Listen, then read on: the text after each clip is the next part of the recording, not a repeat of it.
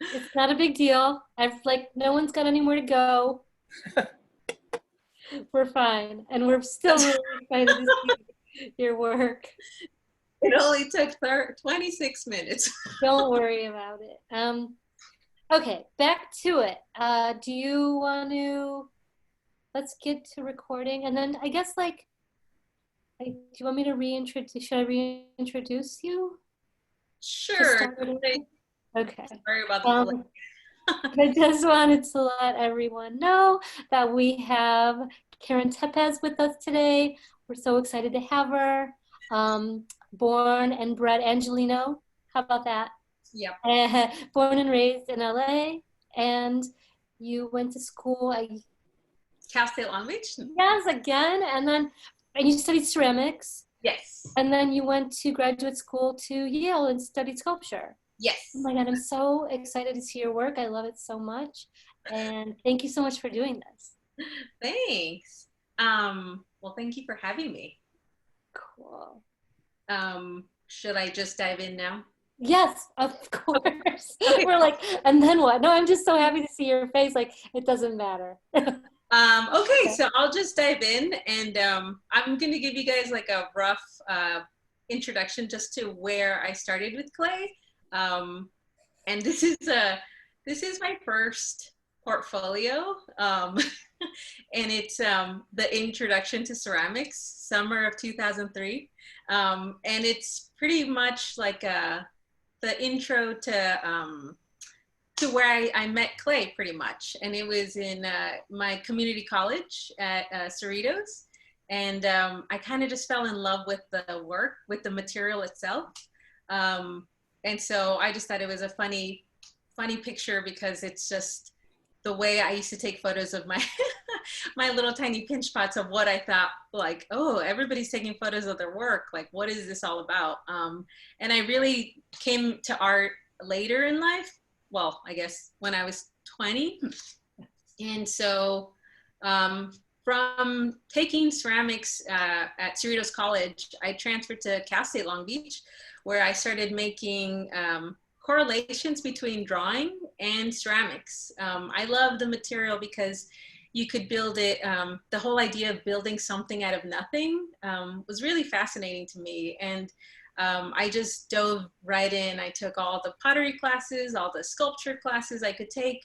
And then kind of when I went to Long Beach, I found just like how amazing drawing, like the relationship between drawing and sculpture became to me. So I was really interested in creating life-size drawings. So when you were in community college, were you like getting serious and then you were like, I better switch schools, or what, how did you get, just out of curiosity? Yeah, so I was in community college mostly because I just didn't know what I wanted to study. Right. And then when I started taking art classes, I loved the professors. They were so encouraging. The community in ceramics was like nothing I had seen before. And my professor was really good. And he told me like, I told him I wanted to be the best potter. And he was like, keep taking classes. You have a lot to learn. And so I was like, okay. And when it came time to like get my bachelor's, he really recommended Cal State Long Beach, and so I went there, and I was really lucky I did because I met amazing artists. The environment there was just so kind of like so focused on their art making, and I've met like some of my closest friends through there that are still making and doing amazing things. And so I was, you know, coming from a community college background where everybody focused on making a beautiful teapot or just like a cups and bowls.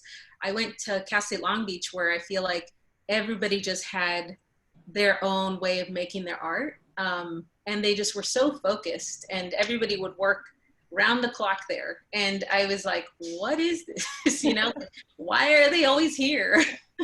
And so then I just fell in love and with clay all over again, because then I was reintroduced to clay in a more in a different way of talking about it. You know, it wasn't anymore about skill and glazes. It was about like the idea behind the material.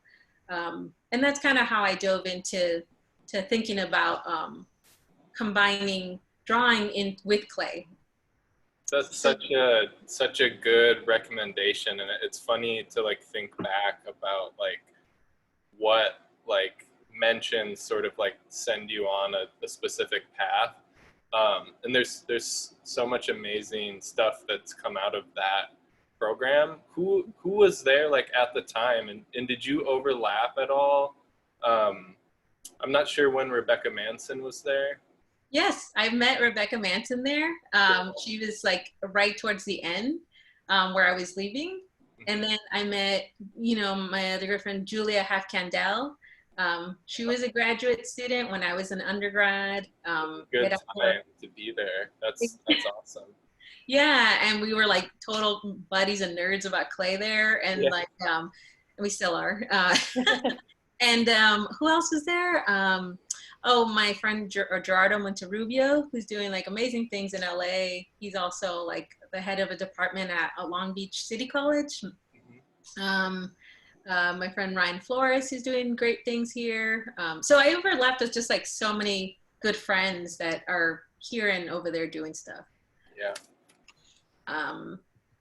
But so what the great thing about having access to a facility like that is that they really let you kind of go wild in your imagination. And so I was really interested in testing clay in a liquid form. So I started making these slabs of clay. These are all clay pieces. And they were just like poured onto the kiln shelf itself. And I was really interested in making my own canvases, I guess, if you want to say. And I really enjoyed the heaviness of the material, but the fragility of it too. So it was very like, you know, any moment, when I exhibited this work, like they could just like walk and bump into it and then everything will just be like ruined. But I like that tension within the work. This was another installation I did on the campus, and again I was pouring the material. Like the clay was thin sheets of clay, and I was really just going back and forth with my sketchbooks and just kind of trying to bring them like to life. A lot of the work started getting mixed in with other materials. I loved clay so much, but I was still like a little curious about a little bit of metal, a little bit of wire. And then I just really wanted to, you know, mix medias a lot. I think I was just interested in, you know, the way that clay plays a heavy role in its weight, but also combining it and fusing it with other things, like what you can do with it. By this point, I wasn't glazing a lot of the work. I was mostly using chalks and pastels and plasters and burlaps to just fuse the material so it can do what I was hoping it to do. And so drawing really became just like second nature. Before I could even start a piece, I just would constantly draw and draw. And then they would become like this whole visualization I wanted to see. And it came with challenges because, you know, something so flat and something so you want it to be a little bit, this was probably the size of me. So it's probably like 5 feet tall. So figuring out how to do certain things became really fun, but also like a challenge. This is another piece and just showing how drawings really came to play with the pieces. After leaving Cal State Long Beach, I went to grad school, and I'm only going to show like 2 pieces from grad school because in grad school, you make a lot of weird things, but I went to Yale for sculpture, and I didn't have access to any kilns there, which was a really good introduction to just making work in a whole different way. It was really hard at first because I loved clay so much, and I had been doing it for like 6 years straight. But by that point I was like, okay, well, I've been already dabbling with a little bit of plaster and metal. So I just continued making these forms with whatever I had in mind. Wow. Still having that conversation with drawing and painting. And the idea behind that has always been like, I love how paintings can kind of transport you somewhere else. even though when you're just right in front of them. And I really wanted that in my work. I wanted that feeling that you're just witnessing or meeting someone and just like forgetting what's in front of you. Karen, that last one was so beautiful. Is that plaster and paint? What is that? Yeah, I started using a lot of marble dust and pastels and plaster, and I would just really slather it on a lot of different like fibers, and then I would just start draping them in different like metal rods. I feel like I still wanted that feel of clay, so that chalky surface of plaster always like I really loved it. Yeah, so beautiful. Thanks. And then I just kind of stripped away and went straight with metal.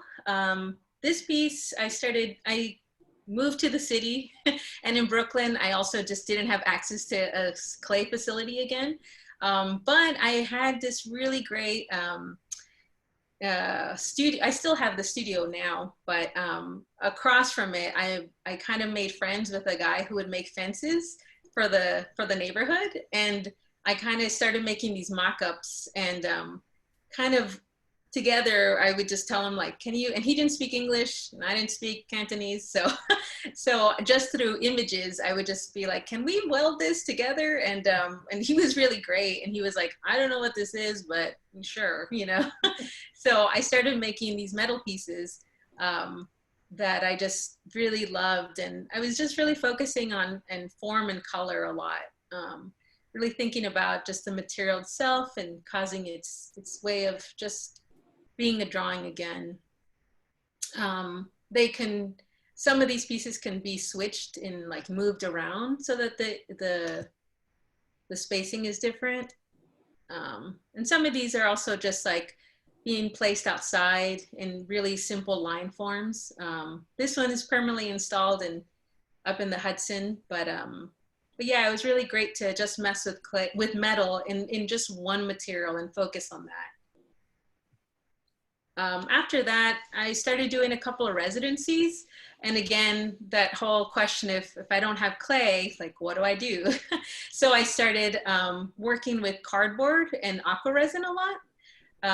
And so a lot of my drawings get transformed into sculptures. But I was really thinking about reliefs a lot, like just the way that you could carve into things. So I started coding these pieces and really just like creating its own like vocabulary within them.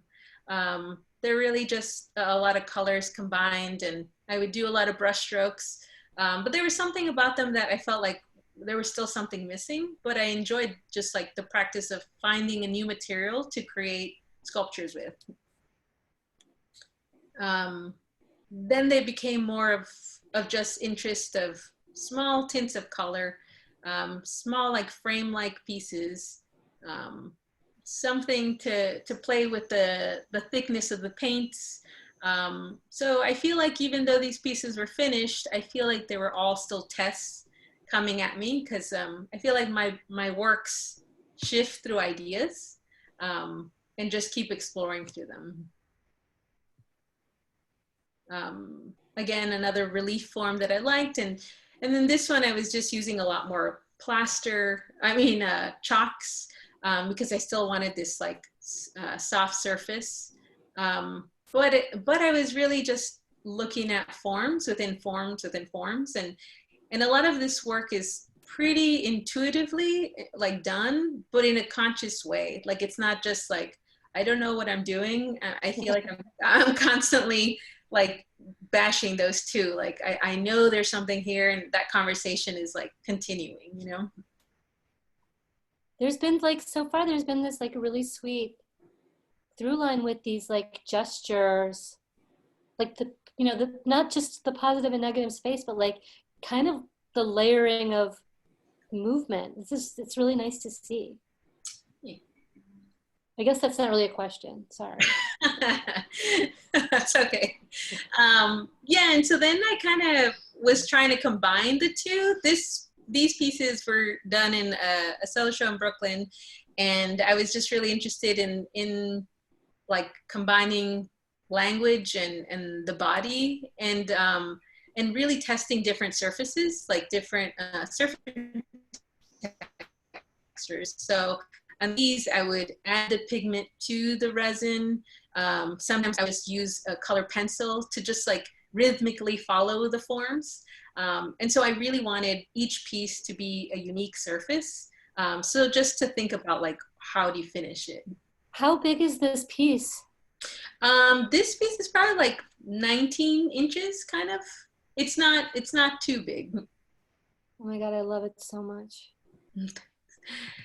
And then this piece, yeah, and so then on these, I was also just using gouaches and like carving into the surfaces.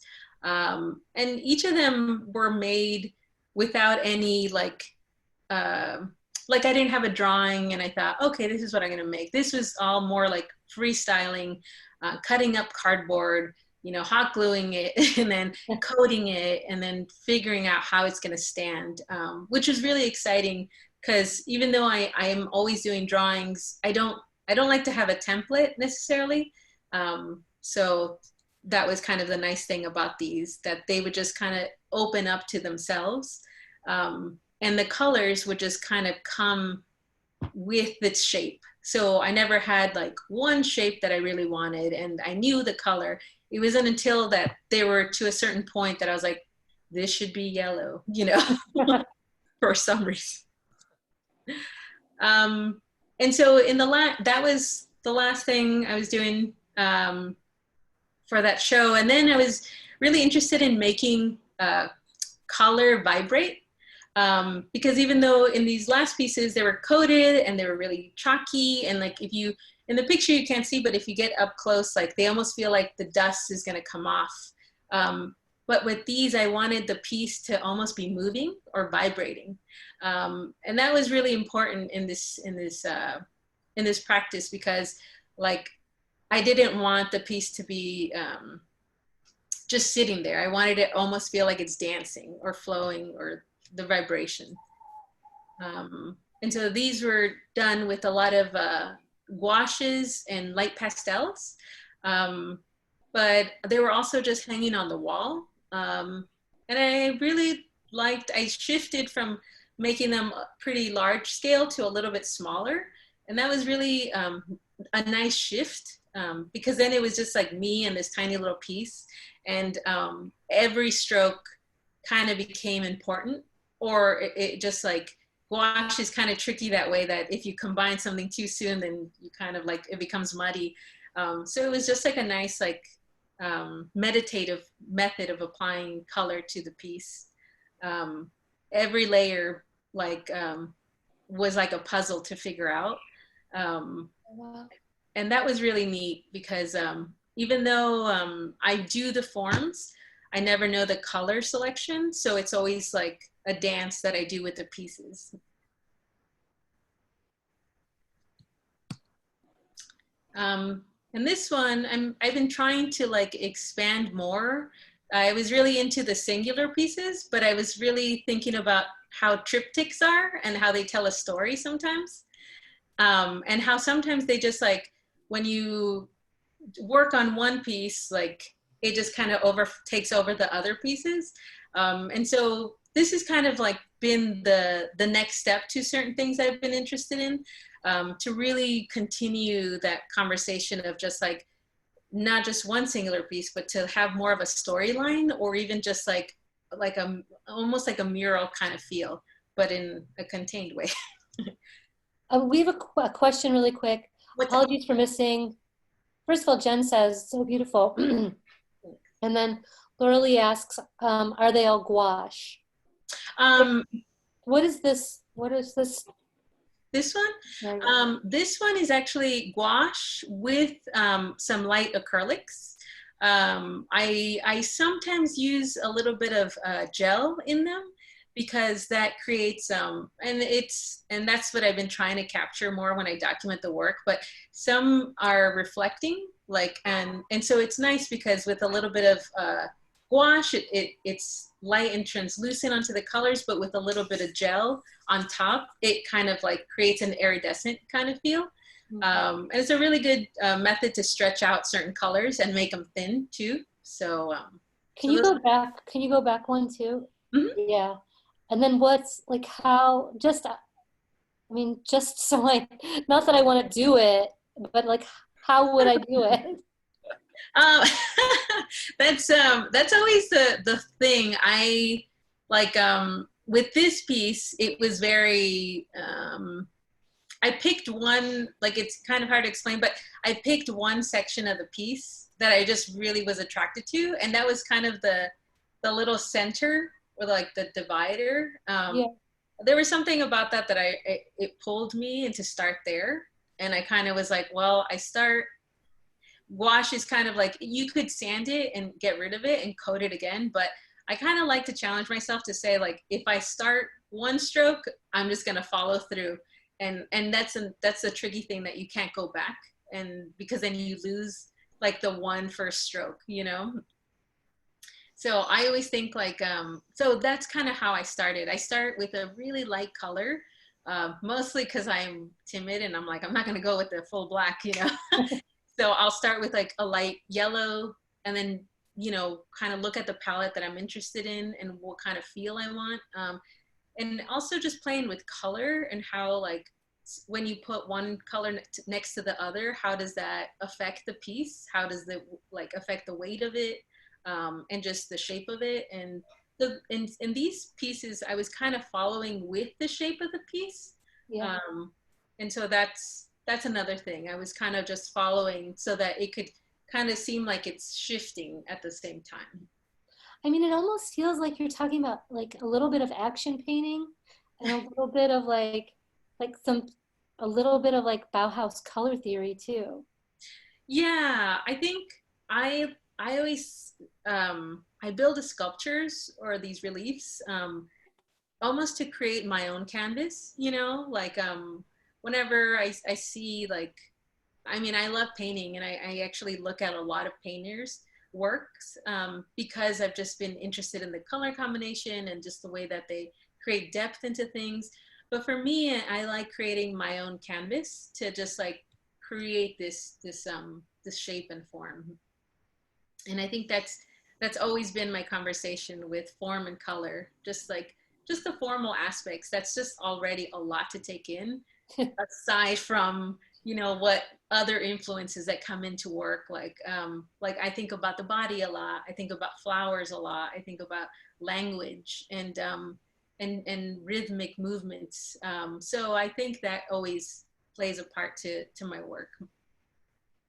And most recently, I after all these years, I came back to ceramics, and it was a really interesting shift because I finally had access to a kiln, and I think I've always even taken photos of clay works that are unfired that I used to play with, but coming back to clay where I used to make really big installations and broken pieces, I ended up making these pieces, which I was kind of surprised because they were something really like current in my time. Like as an artist, I was just like, oh, this is what makes me happy. You know, these shapes are what are calling me, and this is all glazed except for the little red piece. I ended up changing it to, it's an acrylic, like the red acrylic, because some people ask me like, how'd you get that red? And I'm like, it's acrylic, everybody.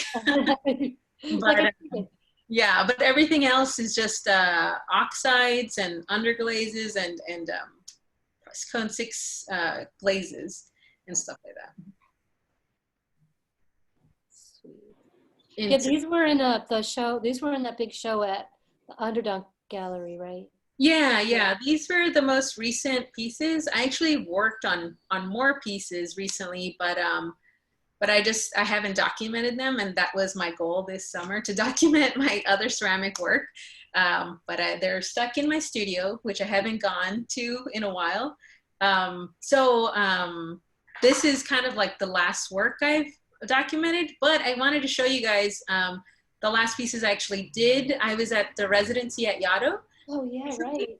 And you kind of just got back like not too long ago. I got back from that residency probably the week that we went into quarantine.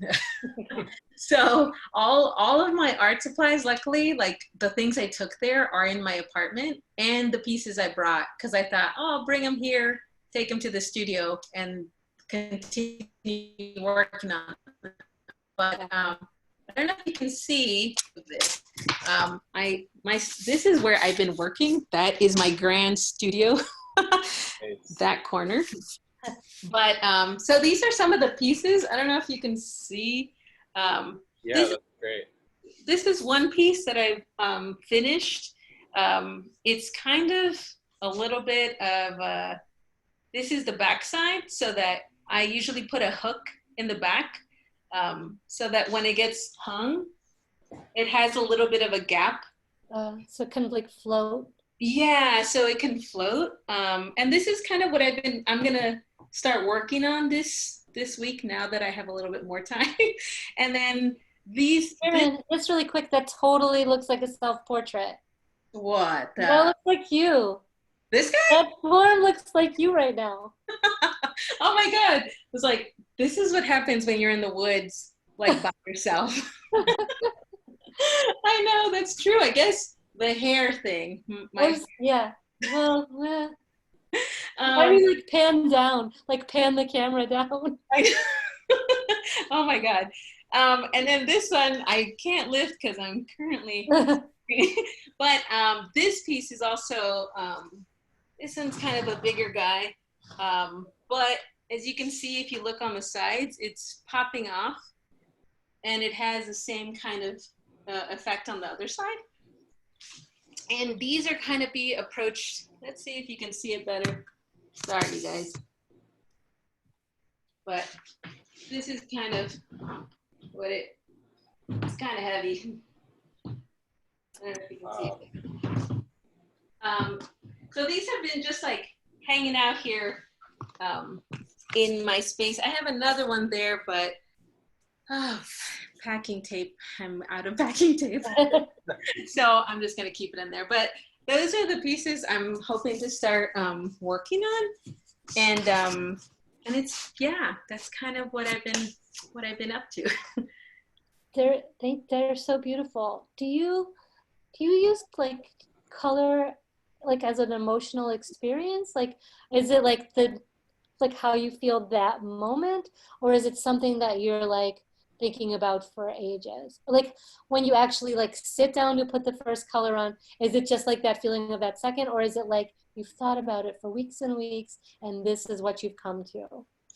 I think I think about them a lot, like in my head. Like I know certain people use their computer to like actually add color to their pieces, which I think is like so smart.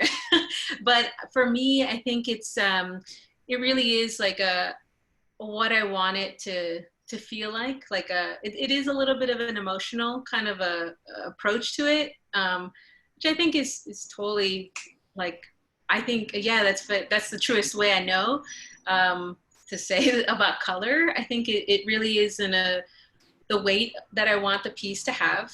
Like if I want something really heavy or really light, I think that's like the first thing I think of. And then I think I also play with color in my sketchbooks a lot. Let me see if I could, like, when I start my sketches, like these are just like a bunch of drawings I do of like potential pieces. I don't know if you can see them kind of. Oh yeah, totally. And so they're just like a bunch of doodles.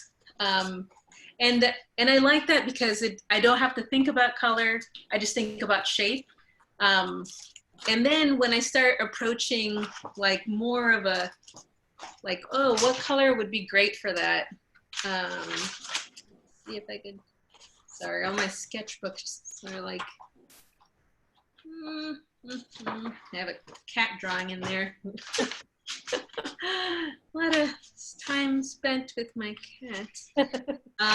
But okay, so I'm actually using, it's funny, I'm on the radiator in my room right now, so I'm just moving this, but this is kind of like a piece that I've been like kind of just like messing with, but it's mostly just to put colors combined next to each other. And so it's just like a really great way for me to feel like, oh, this is maybe too, like, I like what's happening here.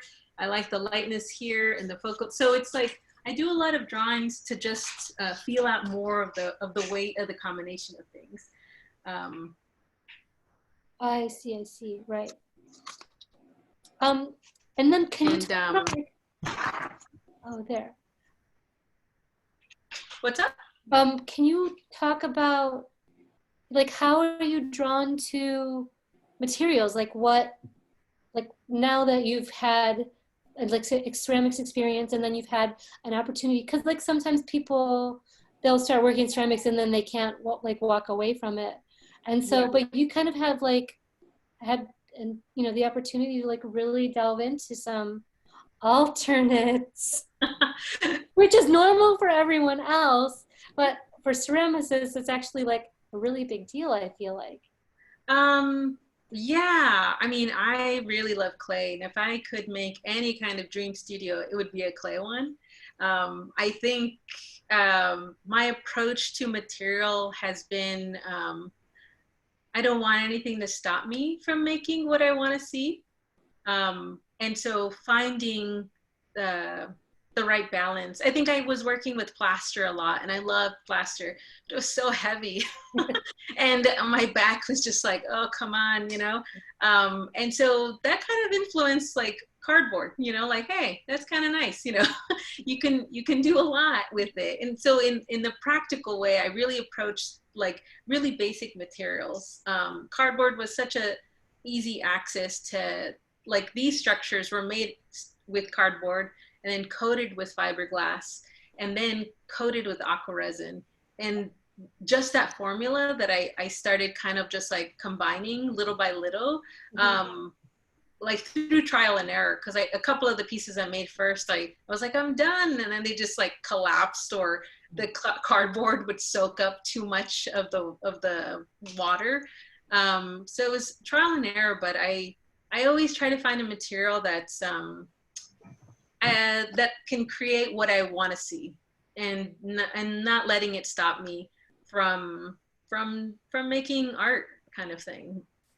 I like that statement that you don't want anything to stop you from making the thing that you want to make. And I can see it in the work for sure. And especially in like the early work from Long Beach, where you said you were pouring slip on shelves, which is like every technician's like nightmare, but there's so much interesting stuff comes from like that experimental approach. And I can see it in like a few people, like actually Rebecca Manson that also went through there. Is that something that, has that just always been your like mode of thinking, approaching, or is that something that sort of is taught, or like something that is just a mentality at Cal State Long Beach? Because I see so many interesting approaches to clay and material there. Right. I think it's a little bit of both. I definitely know that they did not encourage us to like pour glaze and slip on our kiln shelves. Like, if anything, I was doing it at night a lot. I was kind of a night owl, and at 4 a.m. I was burning up drywall, and then the next day, like, who is this person? And I'm like, I'm sorry. And so I think part of me has always been a little scrappy. That's good. That's also a good quality. Yeah. Yes, I think that I think my family's always been like, if you don't have that ingredient, just add basil, you know, and instead of salt, you know. Yeah. And so I think I take it a little bit from my family, just being a little crafty, a little thrifty, but also I think I will say, I'm not plugging in Cal State Long Beach or anything, but I'm like, but I think I was really grateful to be there at a time where I had professors like Kristen Morgan, like she was amazing. She's like, yeah, why don't you do it? You know, she doesn't even fire her pieces, you know. She's just painting on raw clay, and she was so great to meet and have as an instructor. because any question I would have, or you know, be intimidated to ask her, she'd be like, "Why are you asking me? Just try it," you know. Yeah. and and it's such a true approach to clay, because everybody could master just one section in ceramics itself, you know, like to know all the answers to everything is kind of overwhelming. Yeah. So were the So ceramics? that's kind of following your gut. I'm sorry? No, sorry. Go ahead. You were. Okay, I Yeah, mean, you were for a second. Go ahead. Continue, please. Oh no, yeah, so I think like that was a nice approach, that everybody was kind of doing their thing at Long Beach. Yeah. We had people that were like, oh my God, their pottery skills were like top-notch levels. And then, you know, there were people that were just interested in design work. And then there were kind of like us weird rascals that were like, what does slip do? You know, and like, why not pour it on the kiln shelf? So there was a nice mix, you know? Yeah. So And then will you talk a little bit more about like where you see, like how you see the world, especially in your forms, because they do sort of feel like music, and they do feel like body, and they do feel like gestures. mm-hmm. How do I see the world, kind of thing? No, yeah, like how do you move through the world? I love like talking with like, because you know when you talk about sculpture, it's always like form and like how things move through space, like how form moves through space. And I was like always interested in like how the artist also moves through space. So like your body, like how your body responds to objects in space as well. So you know, as like sculptures, like sculptor, viewer, you know, artist, creator. Just you know. Yeah. No, I hear you. I think how I move to the world. Well, it's constantly I think it's constantly influencing me on like little things. Like I think as artists we just observe like the tiniest thing, you know, and I think sometimes even when I see like I think I was really into like seeing abandoned buildings a lot, and graffiti just torn everything, you know, like there's always writing on the subway, people carving into things. And I always saw it, and I still see it, as just like people wanting to get an angst out of them, you know, like getting something, like even if it's like the ugliest tagging, like on the side of a car, getting this like language that they can't express, or maybe they want to yell out onto something. And I think that's like how I see artists. Like we have like just like we just want to put it out there, that like voice or just like that image in our head. And I see that a lot in the world. Like there is no surface that's the same, you know, when people pour concrete on the street, like they're always pouring it from a different section. And so I kind of like that approach, that nothing is ever perfect, nothing is the same. Shapes and symbols we see all over us all the time, and our body moves through it every day.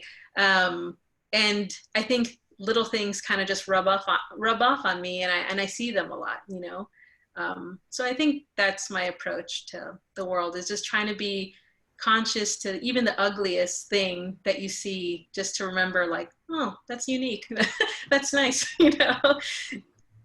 That is super inspirational. Like, thank you so much. That was like, I mean, you should write a book. No, I don't know. It's like in such a weird time, you're like, even if it's ugly, I mean, that's such a great way to look at it. Yeah, I thought that was a really, really big question, Cami, and then it was answered so wonderfully. Yeah, right? I was like, how am I going to answer that one? Well, I feel like, I mean, I feel like when you're talking about like form and object in space, it's also like you as the, you know, creator of that should have like a point of view, you know, on how you see and how you know, move through yourself. Especially if you're talking about like your body, and I mean, if you're thinking about it, then you're part of that right conversation. Yeah, no, I think it's yeah, I think that's kind of what I always write in my journal. That's right. I have a diary. I'm all in my sketchbook. Like I feel like I just jot down like things I see, things I feel, or moments that I was like, oh, that's weird. You know, there was like a dead rat next to this like Dunkin' Donuts cup. Like, wow, you know, like why? How did they two meet? You know, how did they meet? But I'm sure like New York City is like never but, ending material.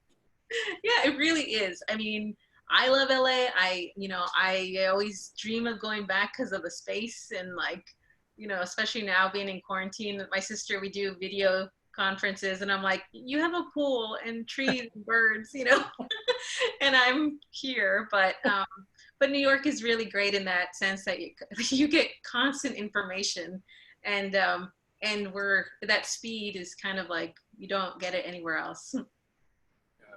Yeah, right. The speed of California is like a little bit slower. Just a little bit, but it's great. But yeah, so Well, Karen, thank you so much. This was really wonderful. Do you guys have any questions in the group chat? Like throw them up if you need. If people are commenting, I love this piece. It's so badass. Such beautiful work. Thank you. Exclamation mark, exclamation mark, exclamation mark. Cool. thank you guys. Thank you for this.